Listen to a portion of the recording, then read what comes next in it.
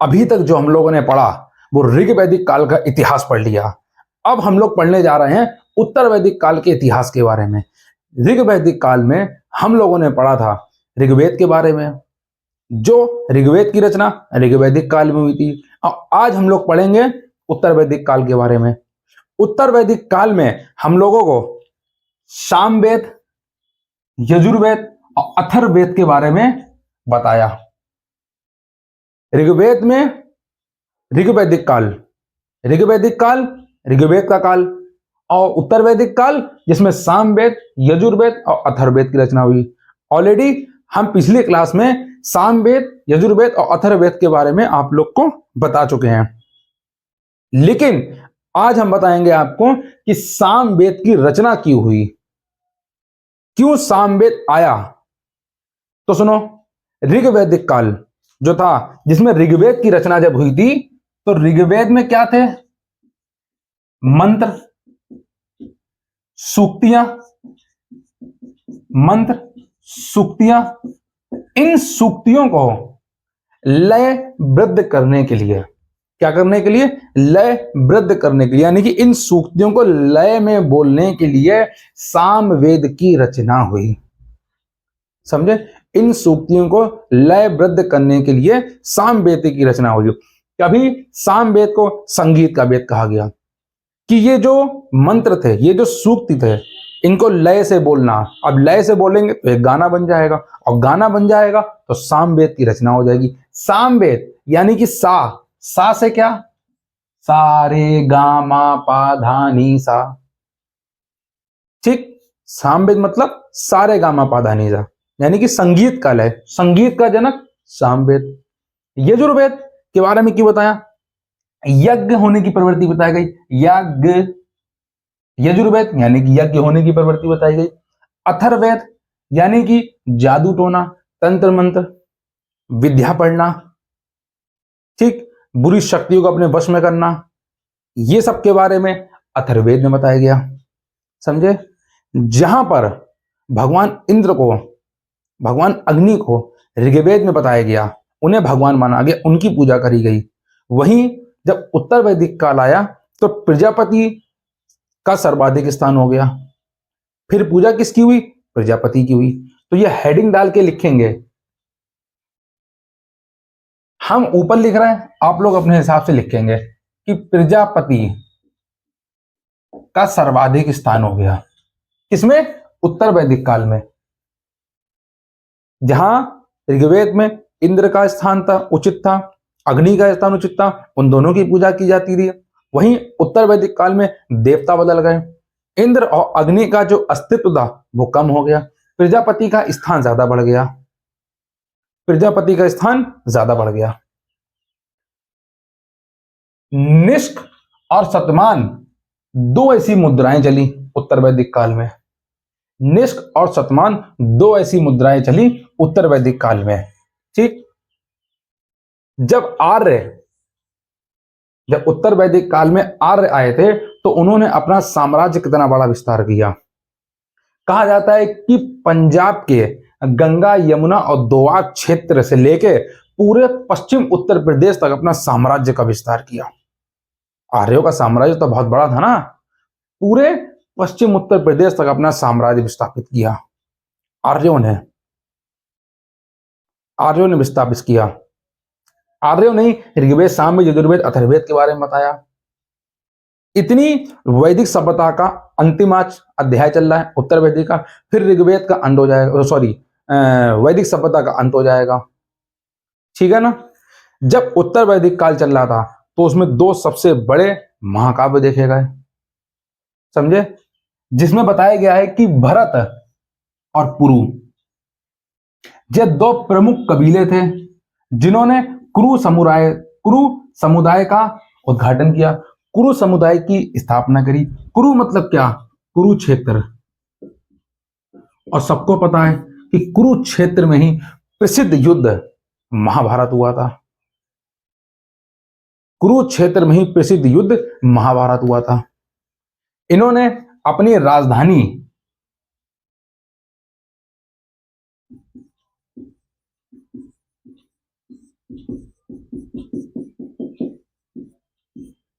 हस्तिनापुर बनाई। राजधानी कौन बनाई? हस्तिनापुर बनाई इन्होंने अपनी राजधानी। हस्तिनापुर कहां था पहले? मेरठ जिले में, जो आज मेरठ है।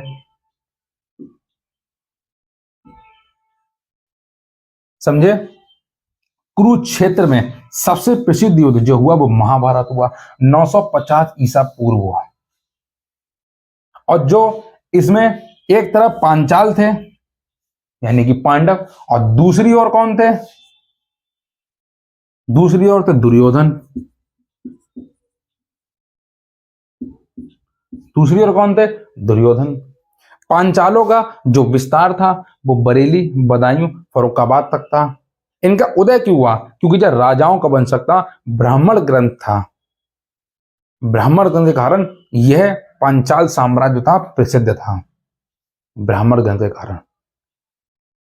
उत्तर वैदिक काल और ऋग वैदिक काल में सबसे बड़ा अर्थ यही है कि दोनों एक दूसरे के अपोजिट हैं। समझे? दोनों एक दूसरे के अपोजिट हैं। जो हम लोग सामाजिक संगठन के बारे में पढ़ेंगे उसमें आगे कहानी बताएंगे। जब युद्ध हुआ, जब हम बात करते हैं कि महाकाव्य बताया गया, और जब महाभारत का युद्ध हुआ इसमें, तो महाभारत का युद्ध किनके बीच हुआ? पांडवों के बीच और दुर्योधन के बीच। 5 पांडव एक तरफ और दुर्योधन एक तरफ, मतलब अकेले नहीं था, उसकी अलग साम्राज्य था, उसकी अलग सभा थी दुर्योधन की। और इस युद्ध से हमें जीवन में बहुत से ज्ञान मिलते हैं। इस युद्ध से हमें समाज में जीने की प्रवृत्ति पता चलती है। यह युद्ध हमें बहुत कुछ सिखाता है जीवन में, याद रखिएगा। पूरी महाभारत की कहानी आपने सुनी होगी, अधिकतर बच्चों को महाभारत की कहानी पूरी पता है, लेकिन अधिकतर बच्चों को यह नहीं पता है कि जिंदगी में अगर कोई दोस्ती निभाने के लायक है तो वो है कर्ण। कर्ण एकमात्र ऐसा दोस्त था जिसने दुर्योधन का अंतिम सांस तक साथ नहीं छोड़ा। अगर हमें सीखना है पूरी महाभारत से तो कर्ण के इतिहास को सीखना चाहिए। बस पूरी महाभारत में सीखना है तो कर्ण के इतिहास को हमें सीखना है। समझे? जिस इंसान को पता हो कि मेरी मृत्यु कल होने वाली है, वो इंसान रात भर सो नहीं पाएगा, रात भर रोते रहेगा, रात भर सोचता रहेगा, वो इंसान उसी टाइम मर जाएगा। जिस इंसान को पता है मेरी मृत्यु कल है, वो इंसान आज ही मर जाएगा। लेकिन कर्ण एकमात्र ऐसा योद्धा था जिसे पता था कि कल रणभूमि के मैदान में मेरी मृत्यु है, और उसके बावजूद भी वो रणभूमि के मैदान में गया। उसके बावजूद भी कर्ण था। कर्ण कौन? पांडवों का भाई था, सूर्य का पुत्र था कर्ण। समझे? रणभूमि के मैदान में ऐसा कोई शस्त्र नहीं था जो कर्ण को मात दे सके। कर्ण की जो मृत्यु हुई सिर्फ छल के कारण हुई। जो आज का इंसान ये सोचता है कि हमें पाप नहीं करना चाहिए, हमें पुण्य कमाना चाहिए, हमें गलत संगति नहीं पालना चाहिए, हमें गलत काम नहीं करना चाहिए, हमें छल नहीं करना चाहिए, हमें चोरी नहीं करना चाहिए, हमें डकैती नहीं डालना चाहिए, तो वो इंसान सोच से परे है। स्वयं भगवान कृष्ण ने छल से कर्ण को मारा। स्वयं भगवान कृष्ण ने छल से कर्ण को मारा। और कलयुग का मानव यह सोचे कि हमें पाप नहीं करना चाहिए, हमें छल नहीं करना चाहिए, तो उसकी सोच गलत है। जब स्वयं भगवान कृष्ण छल कर सकते हैं तो इंसान क्यों नहीं कर सकते हैं? सारे छल नहीं करना है, कुछ चीजें जहां पर गलत है वहां पर छल से मारा जाएगा। पृथ्वीराज चौहान क्यों खत्म हुआ? अपने आदर्शों के कारण। जितने भी पहले के राजा थे वो खत्म हुए अपने आदर्शों के कारण। अलाउद्दीन खिलजी ने 3 बार कहा कि राणा, मेवाड़ के राणा मुझे मार दे, मैं निहत्ता हूं। उन्होंने तलवार नहीं उठाई। क्यों? सोचा कह रहे निहत्ते पे वार नहीं करेंगे। पहले के राजाओं का उसूल था कि निहत्ते पे वार नहीं करेंगे। और जितने भी मुगल साम्राज्य ने अपना साम्राज्य बनाया है, और जितने भी मुगल साम्राज्य ने अपना साम्राज्य बनाया है वो सिर्फ छल के कारण बनाया है। सबको छल से मारा उन लोगों ने। और जितने भी राजपूत हैं वो आदर्शों के कारण खत्म हुए हैं। जितने भी राजपूत हैं वो आदर्शों के कारण खत्म हुए हैं। आदर्शों के कारण उनका मृत्यु हुई है, उनकी, राजपूतों की। क्योंकि राजपूत निहत्थे पे वार नहीं करता। राजपूत के अपने एक आदर्श होते हैं, और इसलिए राजपूतों का आज अस्तित्व खत्म होता जा रहा है दिन प्रतिदिन। क्योंकि आदर्शवादी था, अपने नियमों का पालन करता है। और इस काल में जो इंसान सही के रास्ते पे चलेगा उसकी मृत्यु निश्चित है। जो भी इस कलयुग में सही के रास्ते पे चलेगा, तभी तो लोग कहते हैं कि जो इंसान पाप करता है उसकी जो जिंदगी है वो ज्यादा लंबी हो जाती है, जो इंसान पुण्य करता है उसको भगवान जल्दी बुला लेता है। पूरी रणभूमि में ऐसा कुछ शस्त्र नहीं था जो कर्ण को हरा सके। सिर्फ छल के कारण ही कर्ण को मारा गया। और कर्ण को ये वाली बात मालूम थी कि कल रणभूमि के मैदान में मेरी मृत्यु है। उसके बाद भी कर्ण रणभूमि के मैदान में गया। इस देश में हर इंसान को सम्मान चाहिए। हर इंसान चाहता है कि उसे सम्मान मिले। कर्ण को दुर्योधन ने सम्मान दिया। सभा में कर्ण की बेइज्जती हुई और दुर्योधन ने कर्ण को सम्मान दिया।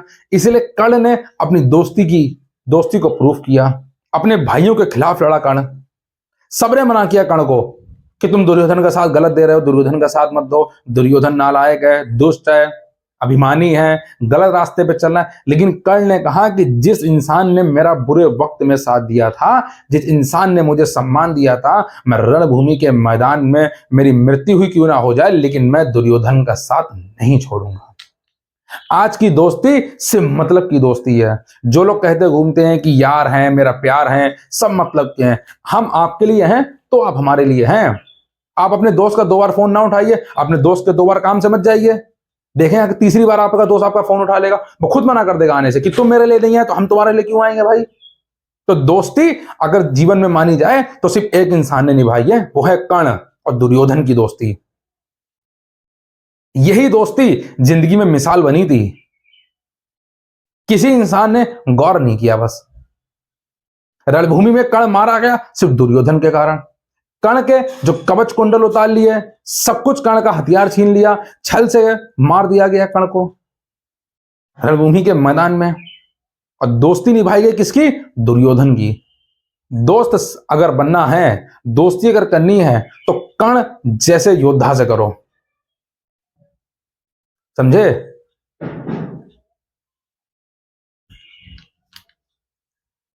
हस्तिनापुर, जब इन दो के बीच युद्ध हुआ, जब दुर्योधन और पांचाल यानी कि पांडवों के बीच युद्ध हुआ, पूरे हस्तिनापुर का साम्राज्य खत्म हो गया। जब दुर्योधन और पांडवों के बीच युद्ध हुआ तो पूरे हस्तिनापुर, पूरे कुरुक्षेत्र का साम्राज्य खत्म हो गया। कुछ लोग बचे, वो इलाहाबाद के कौशाम्बी भाग गए। इलाहाबाद के कौशाम्बी भाग गए। इलाहाबाद के कौशाम्बी नगर है, उसमें जाके बस गए जाके कुछ लोग। लिखना चाहे तो आप लिख सकते हैं।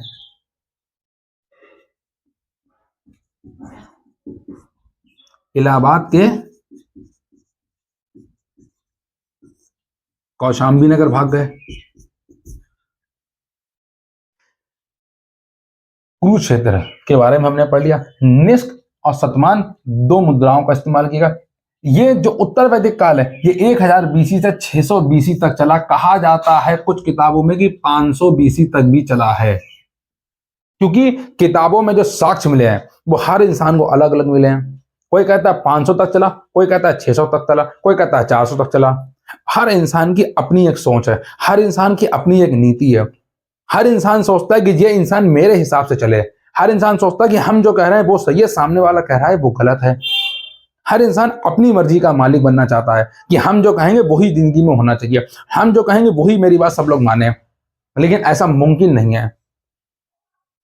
किसी इंसान ने अपनी सोच दी, किसी इंसान ने अपनी सोच दी। सबकी सोचों को तर्क में रख के जो डिसीजन ले वही राजा है। समझे? सबकी सोच को सुन के जज कौन? जो दोनों पक्षों का डिसीजन लेके अपना डिसीजन सुनाता है। जब दो मुलजिम कटघरे में खड़े होते हैं तो वो कहता, पहला मुलजिम कहता कि हम मुलजिम नहीं है, साहब जी मुलजिम है, और दूसरा कहता हम मुलजिम नहीं है, साहब जी मुलजिम है। दोनों लोग कहते हैं कि हम मुलजिम नहीं है, दोनों लोग अपने आप को सही साबित करते हैं और दूसरे को फंसाते हैं। तो उसका निष्कर्ष कौन करता है, उसका निवारण कौन करता है? जज। वो बताता है कौन मुलजिम है और कौन मुलजिम नहीं है, वो बताता है ये चीज। और इसीलिए न्यायपालिका बनी, क्योंकि हर इंसान आज के टाइम पे अपने आप को सही समझता है और सामने वाले को गलत समझता है। हर इंसान अपने आप को बुद्धिमान और दूसरे को बेकार समझता है, अपने आप को शातिर और दूसरे को बेवकूफ समझता है। आज के टाइम पे हर इंसान ये सोचता है कि हमें 4 युगों का ज्ञान है और सामने वाला बेवकूफ है। हर इंसान ये सोचता है, लेकिन ऐसा मुमकिन नहीं है, ऐसा है नहीं।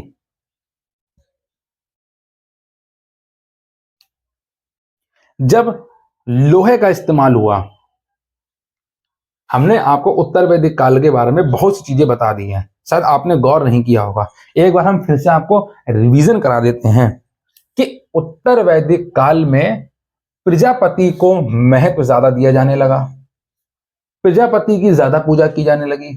ठीक, उत्तर वैदिक काल में सामवेद, यजुर्वेद और अथर्ववेद, इन तीनों का वर्णन हुआ। ऋग्वैदिक काल में ऋग्वेद का वर्णन हुआ। सामवेद क्यों आया? ऋग्वेद के जो सूक्त थे उनको लयबद्ध करने के लिए सामवेद की रचना हुई।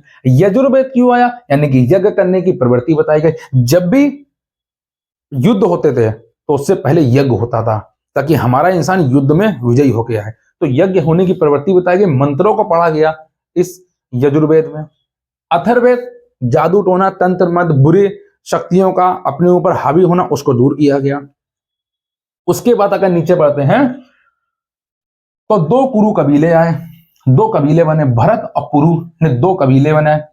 कुरु समुदाय बना, इन दोनों ने विकास किया कुरु समुदाय का। कुरु समुदाय मतलब कुरुक्षेत्र। कुरुक्षेत्र में किसका युद्ध हुआ? महाभारत युद्ध हुआ। 950 ईसा पूर्व हुआ। राजधानी क्या बनाया? हस्तिनापुर। हस्तिनापुर कहाँ है? मेरठ में, जहां पर पांचाल का विकास हुआ। पांचाल कहां से? बरेली, बदायूं और फर्रुखाबाद जिलों तक इनका साम्राज्य विस्तृत था, इनका साम्राज्य फैला हुआ था। इसमें होता क्या था? इसमें राजाओं और ब्राह्मण ग्रंथ को सर्वाधिक स्थान मिला। इसमें जो पांडव है, ये युद्ध जो हुआ था ये पांडवों के बीच हुआ था, पांडवों और दुर्योधन के बीच हुआ था। एक तरफ दुर्योधन की सेना, एक तरफ पांडवों की सेना। समझ गए? उसके बाद हम बात करते हैं कि आर्यों ने जो अपना साम्राज्य विकसित किया, वो पंजाब से लेके गंगा यमुना दोआब के क्षेत्र से पूरे पश्चिम उत्तर प्रदेश तक अपना साम्राज्य विस्थापित किया, बहुत बड़ा साम्राज्य विस्थापित किया था। अब हम बात करते हैं लोहे की, कि इसमें लोहे का उत्पादन कहां से हुआ। तो गौर से सुनना, लोहा जो है वो 1000 ईसा पूर्व के पास देखा गया। देखा कहां गया?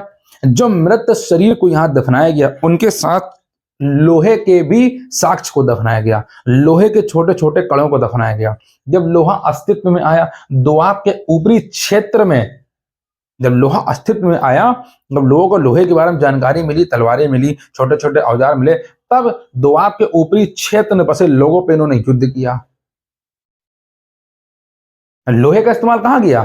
कुल्हाड़ी बनाई, तलवार बनाई, भाला बनाया। इन 3 से लोहे का इस्तेमाल हुआ। फिर इनका उपयोग कहां किया गया? साम्राज्य को विस्तार करने में, दूसरे साम्राज्य की हत्या करने में, दूसरे साम्राज्य को अपने अंदर लेने में, अपना साम्राज्य का बड़ा विस्तार करने के लिए उसको युद्ध में लिया गया। लोहे के जो तलवार थे, तीर थे, भाला थे, इनको लिया गया।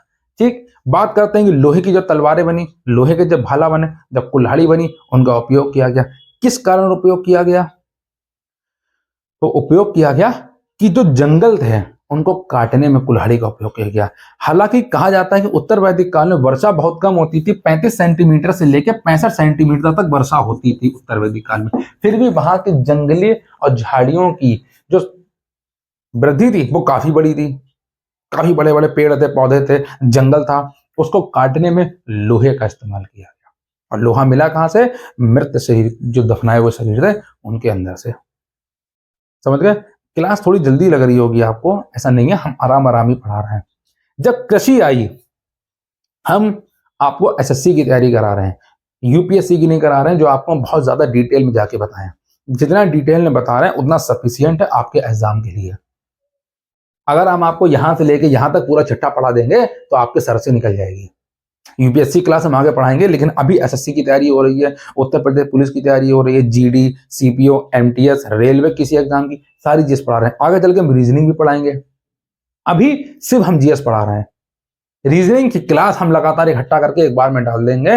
रीजनिंग आपको जब हम पढ़ाएंगे तो आपको रीजनिंग चुटकियों में निकाल दोगे। आप फोर्स करोगे तो मैथ भी पढ़ाएंगे, लेकिन उससे पहले हमसे जुड़ना पड़ेगा। और हमसे जुड़ने के लिए आपको करना क्या है, ये आपको खुद पता है, हमें बताने की जरूरत नहीं है, समझदार आप खुद ही हो। तो हमसे जुड़ोगे, जितना ज्यादा हमसे जुड़ोगे, जितना ज्यादा लोग जुड़ेंगे, उसी हिसाब से फिर हम आपको डेवलपमेंट कराएंगे, पढ़ाई को, आपकी पढ़ाई को एक ऊंचे स्तर पे लेके जाएंगे। इससे दूर कहीं भी एग्जाम में आने वाला नहीं है। लोगों ने इतिहास को मृत बता दिया है कि मरे हुए लोगों की कहानी बताई गई इतिहास में, तो लेकिन नहीं, इतिहास एक ऐसा विषय है जो दिमाग को जिंदा रखने का काम करता है। लोग कहते हैं कि इसमें मरे हुए लोगों की कहानी बताई जाती, कौन राजा कब जन्मा, कौन मरा, कहां मरा, किसने मारा, बस यही मरे हुए लोग की कहानी बताई जाती है पूरे इतिहास में। लेकिन मेरा ऐसा मानना है कि इतिहास जो है वो मृत की कहानी नहीं है, मरे हुए लोगों की कहानी नहीं बताई जाती इतिहास में। इतिहास में आपके दिमाग को जिंदा रखने की कहानी बताई जाती है। बस उसको समझ पाओ आप, उस चीज को आप समझ पाओ कि इतिहास कितना महत्वपूर्ण है। इतिहास अगर महत्वपूर्ण नहीं होता तो इसे हर विषय का आधार क्यों बनाया जाता, यूपीएससी का आधार क्यों बनाया जाता। इंडिया का सबसे हाई लेवल एग्जाम यूपीएससी, उसे इतिहास का प्रमुख क्यों बनाया जाता, उसमें इतिहास क्यों डाला जाता अगर इतिहास महत्वपूर्ण नहीं होता। इतिहास बहुत महत्वपूर्ण है। इंसान को अगर अपने जीवन में कामयाब बनना है, इंसान को अगर अपने जीवन में कुछ आगे करना है, तो उसे इतिहास के बारे में जरूर पढ़ना है। समझ गए? आप भले ही अपने जीवन में बिजनेसमैन करो, आप भले ही अपने जीवन में कोई छोटा व्यापार करो, लेकिन अगर आपको इतिहास के बारे में जानकारी है तो आप हर क्षेत्र में उपलब्धि हासिल कर पाएंगे, हर क्षेत्र में। समझ गए? अब देखिए, लोहे का जब इस्तेमाल किया गया 35 काटने किया गया, ठीक। जब कृषि को आधार बनाया गया तो 6, 8, 12, 24 बैल का झुंड बनाया गया। इन बैलों का इस्तेमाल किया गया कृषि करने के लिए। लोहे के औजारों का इस्तेमाल कृषि करने के लिए नहीं किया गया। अब पूछोगे क्यों? क्योंकि इसमें साफ साफ भाषा में लिख दिया कि लकड़ी से बने हल का प्रयोग किया गया। और जो हल चलते कैसे थे? बैल के सहारे।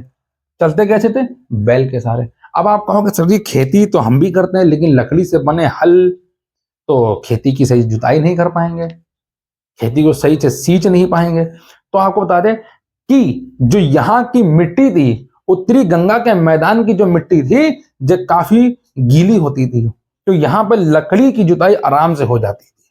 समझ गए? जो मिट्टी हमें देखने को मिली बर्तन बनाने के लिए, उसे कहा गया कि लाल मिट्टी मिली, काली मिट्टी मिली, हल्की काली मिट्टी मिली, भूरे रंग की मिट्टी मिली, जिसमें लाल मिट्टी सर्वाधिक प्रसिद्ध मानी गई। लाल मिट्टी सर्वाधिक महत्वपूर्ण मानी गई, उसे उच्च दर्जे का स्थान मिला लाल मिट्टी को। ठीक है ना? लाल मिट्टी को उच्च दर्जे का स्थान मिला। कृषि की बात करें तो लकड़ी के बने हल से जुताई होती थी। उस टाइम ट्रैक्टर का इस्तेमाल नहीं होता था, आज के टाइम पे ट्रैक्टर का इस्तेमाल होता है। फिर आगे जाके जब लोहे के औजार बने, लोहे का हल बना, तब लोहे के औजार की से जुताई हुई। लेकिन वैदिक सभ्यता में, उत्तर वैदिक काल में जो जुताई हुई वो कैसे हुई? हल से, लकड़ी के हल से। 1 मिनट का हम समय लेंगे, पानी पियेंगे।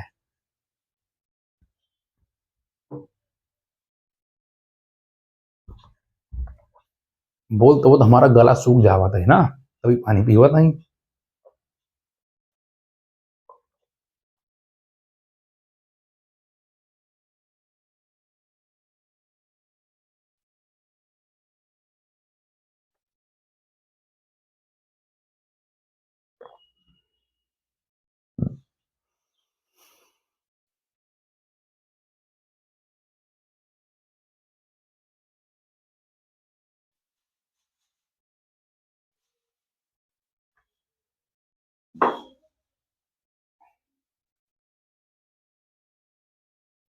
ठीक, इतनी बात हमने आपको पढ़ा दी है।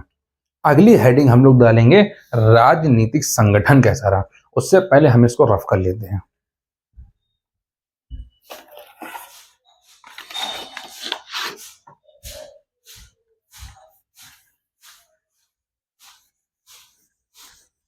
हम पहले से लिख इसलिए लेते हैं ताकि आपको डिटेल में हम समझा पाए। अगर हम लिखने का काम ज्यादा करेंगे तो आपकी क्लास और लंबी हो जाएगी, इसलिए हम शॉर्टकट में लिख लेते हैं। आप लोग लॉन्ग में नोट्स बनाइए, और जिसे नोट्स नहीं बनाना है वो हमें कमेंट बॉक्स करे, तो हम आपको बने बनाए प्रॉपर नोट्स प्रोवाइड करा देंगे।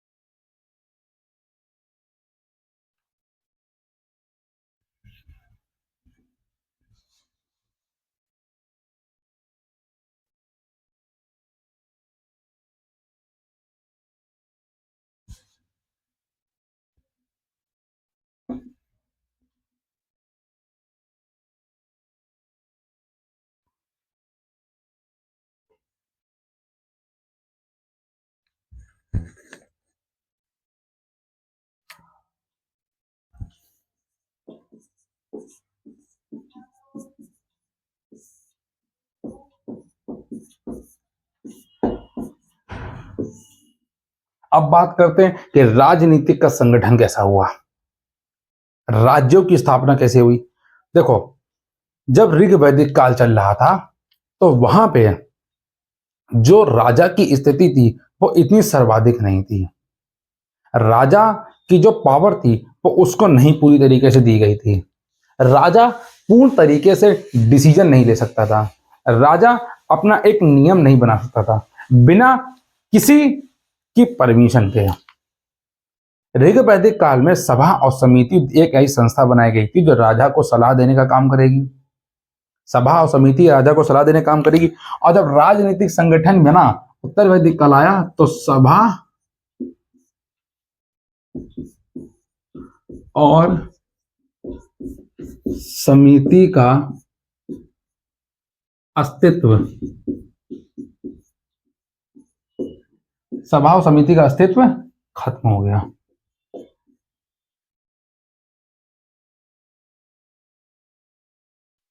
ठीक, सभा, इसको फिर से लिख देना,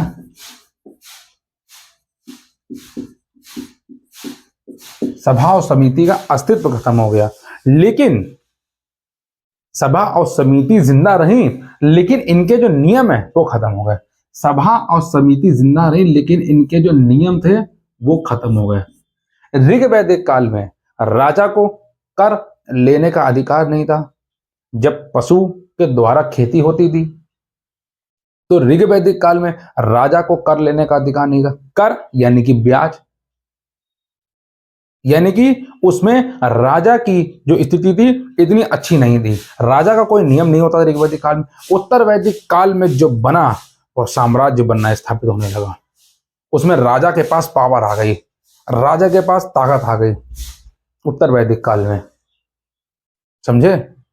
जब राजा के पास कर लेने लगा तो राजा फाइनेंशियली तौर पर मजबूत हो गया।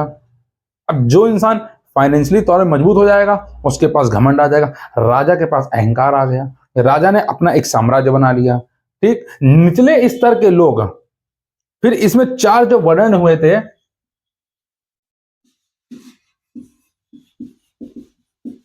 ब्राह्मण, क्षत्रिय,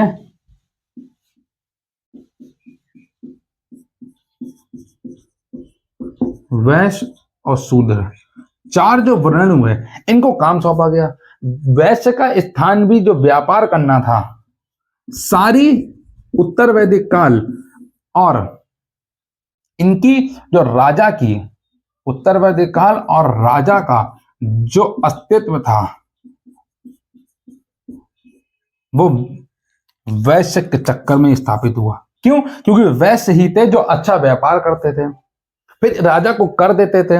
राजा के राज्य जो था, साम्राज्य जो था, महल जो था, उसमें पैसा लगाते थे। कौन? वैश्य। वैश्य के कारण ही राजा का प्रभुत्व स्थापित हो पाया।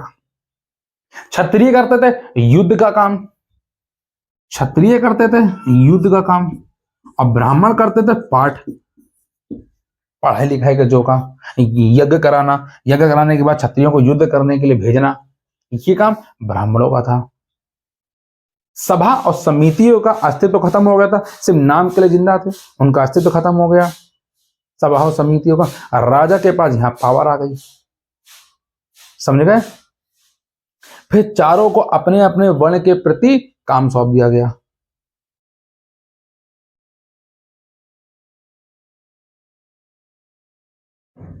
शूद्र जो है वो हेल्परी का काम करते थे, हेल्प का काम करते थे, यानी कि कहा जाता है कि साफ सफाई का काम करते थे।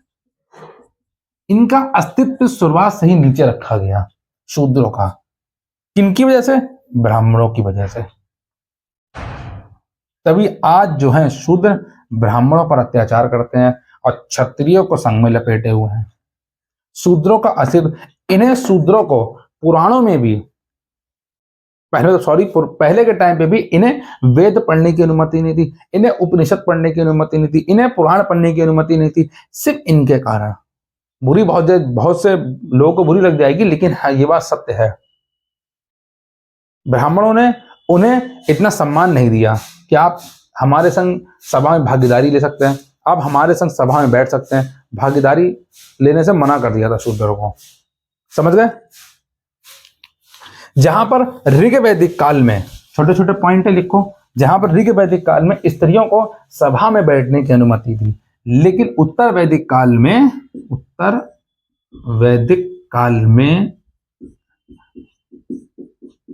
स्त्रियां सभा में, यज्ञ में नहीं बैठ सकती थी। सभा में बैठने के लिए स्त्रियों को मना कर दिया गया उत्तर वैदिक काल में। उत्तर वैदिक काल में स्त्रियों की स्थिति काफी कमजोर हो गई। स्त्री की स्थिति गिरी हुई मान हो गई उत्तर वैदिक काल में। स्त्रियां राजा के मनोरंजन का कारण बनने लगी उत्तर वैदिक काल में। स्त्रियों को उच्च दर्जे का सम्मान नहीं दिया गया उत्तर वैदिक काल में, समझे? राजनीति यही संगठन बना। अब सुनो, जब राजनीति संगठन बना, जब राजा बन गया, तो राजा ने कुछ कबीले थे, कबीले का जो मुखिया था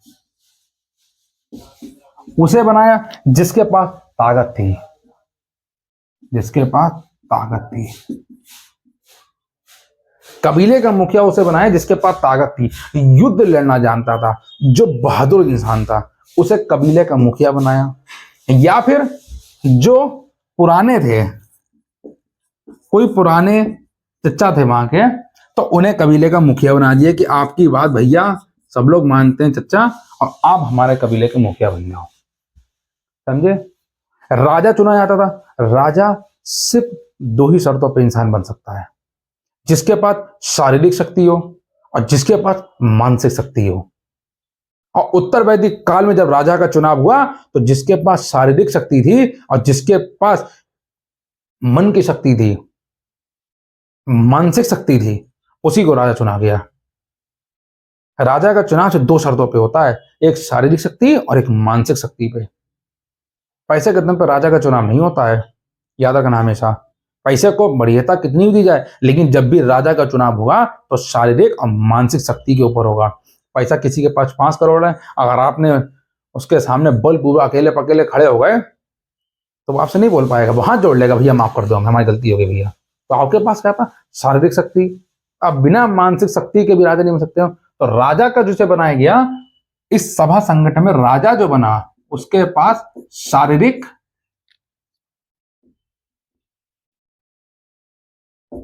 प्लस मानसिक शक्ति थी। नोट्स बना लेना बढ़िया से, क्वेश्चन बहुत बनेंगे ये, समझ लेना। जिसके पास शारीरिक और मानसिक शक्ति थी, राजा के पास, समझ रहे, कबीले का मुखिया बना। जब कबीले का मुखिया बना तो इन लोगों ने मिलकर राज्य का गठन किया कि हम भैया राज्य बनाएंगे। राज्य का नाम किस पे रखा गया? पुराने कबीलाई लोगों के ऊपर रखा गया, जो कबीले के पुराने लोग थे उनके ऊपर रखा गया। राजा सहमति लेने जाते थे, राजा अपने नियम बनाता था, किसी से सलाह नहीं लेता था। उत्तर वैदिक काल में राजा का अपना नियम होता था कि हमने जब कह दिया तो होना है, फर्जी बात है नहीं, हमने कह दिया तो होना है ये काम, देखो भाई समझ लो, ठीक। इतनी बात आपने राजनीतिक संगठन उत्तर वैदिक काल में कहा था, इसके बारे में आपने मेरे हिसाब से पढ़ ली। कौन कौन सी ताकतें सामने आई, कैसे ताकत के बल पे बनाई गई हर चीजें, पामा क्षत्रिय वैश्य शूद्र के बारे में बताया गया, इन लोग को स्थान प्राप्त कराया गया कि कृषि जो देखते थे वो ज्यादातर व्यापारी देखते थे, वैश्य को कृषि थी, कृषि का काम, बिजनेस करने का काम कौन देखता था? वैश्य देखते थे, समझ गए। आइए अब आप लोग अगली हेडिंग डालिए, देवी देवताओं का अस्तित्व कैसा था उत्तर वैदिक काल में। देवी देवताओं का अस्तित्व कैसा था, और छोटी सी बची है कहानी, खत्म हो जाएगी क्लास। मेरे हिसाब से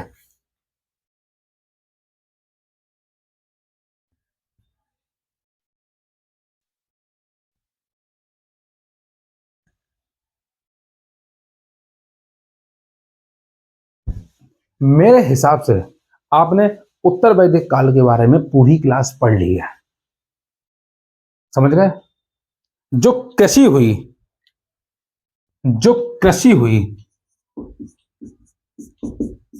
वो ऋग वैदिक काल में तो जौ की हुई, ये किसमें है?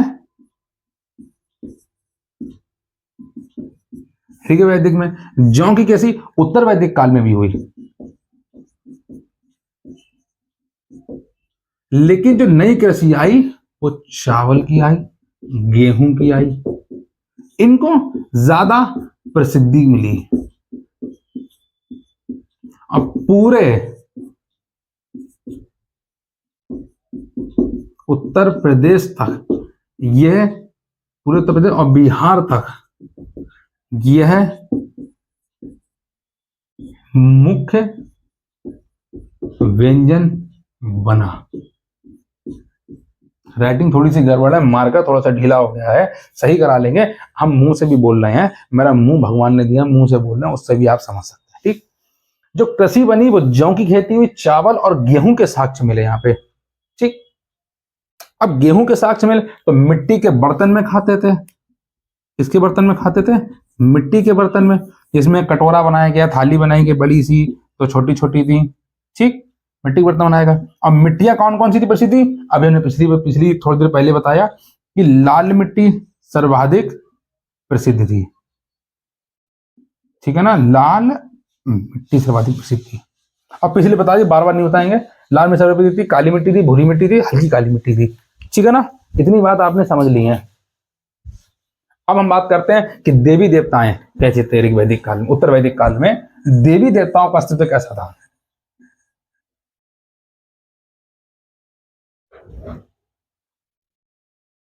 वृत्ता उनके रीति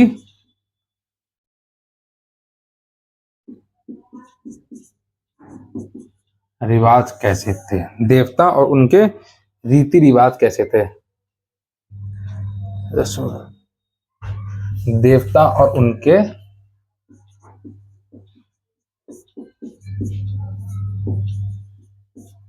कहा जाता है कि पुषण ये मवेशी पालन के देवता हो गए,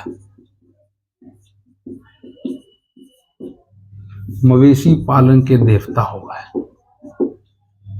और पशुपालन के देवता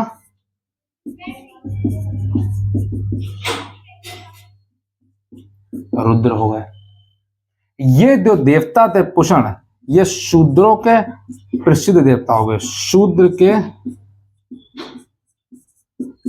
प्रसिद्ध देवता हो गए। जैसा कि शुरुआती क्लास में हमने आपको बताया था कि ऋग वैदिक काल में जहां अग्नि और इंद्र का अस्तित्व था, उत्तर वैदिक काल में अग्नि और इंद्र का महत्व कम हो गया।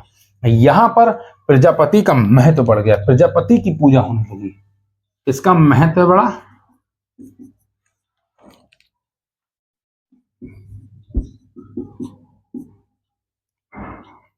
लिखते हम तेज हैं, गलत जाता है। यहाँ पे प्रजापति का महत्व बढ़ा, प्रजापति की पूजा होने लगी यहाँ पे। ठीक, जब पशुओं की बलि दी गई, यहाँ पर पशु बलि थी, महत्व देकर पशु की बलि दी जाती थी। इसीलिए कृषि में जब कृषि होती थी तो वहां पर बैलों की संख्या में कमी आती थी, पशु बलि दी जाती थी यहाँ पे उत्तर वैदिक काल में। और उसके साथ सोने भी चढ़ाए जाते थे, सोने के आभूषण प्लस कपड़े चलाए जाते थे। समझ गए? प्रजापति की पूजा होने लगी। जो 4 धर्म का विस्तार हुआ, ब्राह्मण, क्षत्रिय, वैश्य, शूद्र, इन्होंने अपने अपने अलग भगवान चुनना चालू कर दिए कि हम इसकी पूजा करेंगे, हम इसकी पूजा करेंगे, हम उसकी पूजा करेंगे। अलग अपने देवता की पूजा करना इन लोगों ने चालू कर दी। जब ये धर्मों का पालन हुआ, देवता में बात करें तो पुषण एकमात्र देवता थे जो मवेशी पालन के देवता बने, शूद्रों के प्रसिद्ध देवता बने गए। ठीक, रुद्र थे, ये पशुपालन के देवता बने। ठीक, इन 4 धर्मों ने अपने अपने भगवान बनाना चालू कर दिया, अपने अलग देवता की पूजा करने लगे। सबसे ज्यादा महत्व जो दिया गया वो प्रजापति को दिया गया। पशु बलि, जब पशु की बलि दी जाती थी तब उसके सोने, कपड़े और मुख्य औजार भी भेंट में दिए जाते थे। इस भेंट के कारण काफी चीजों में गिरावट आई। अग्नि को समर्पित करने के लिए, भगवान को समर्पित करने के लिए बलि पूजा होती थी। बहुत से बलि पूजा, गायों की बलि दी जाती थी, घोड़ों की बलि दी जाती थी। ठीक, छोटे छोटे पड्डों की बलि दी जाती थी, भैंसियों की, बैलों की बलि दी जाती थी, बैल की, सबकी बलि दी गई थी। लेकिन ज्यादातर बलि जो थी बैलों की दी गई थी। समझे? गाय को मां मानते थे तो इतनी बलि नहीं है, भाई गाय को बलि तो इतनी नहीं है, कॉमन है, लेकिन बैल की बलि दी जाती थी। समझ गए? ये रीति रिवाजिक साम्राज्य बना और इसमें देवता का प्रभुत्व ऐसे स्थापित हुआ। तो हम लोगों ने इतनी क्लास पढ़ ली है, उत्तर वैदिक काल के बारे में हम लोगों ने पूरा सीख लिया है। अब ऋग्वैदिक काल, उत्तर वैदिक काल पूरा समाप्त हो गया। अब अगली क्लास हम आपको पढ़ाएंगे कि विदेशी यात्रियों का विवरण कैसे हुआ, कौन कौन विदेशी यात्री आए अब भारत में, कहां कहां से विदेशी यात्री है। अगली क्लास बहुत जल्दी हम लोड करने वाले हैं यूट्यूब पे। हमसे जुड़े रहें, तभी आपका सिलेक्शन होगा। समझ गए? नाम मेरा अक्षय प्रताप, अक्षय प्रताप स्टडी नाम से चैनल है। तो हमने आपको उत्तर वैदिक काल के बारे में पूरी क्लास पढ़ा दी है। अब आपके पास कुछ नहीं बचा है उत्तर वैदिक काल में पढ़ने को। इससे ज्यादा एग्जाम में आएगा नहीं और इससे कम पूछा जाएगा नहीं। समझ गए? तो आज की क्लास यही हम लोग समाप्त करते हैं। जय हिंद दोस्तों, नमस्कार।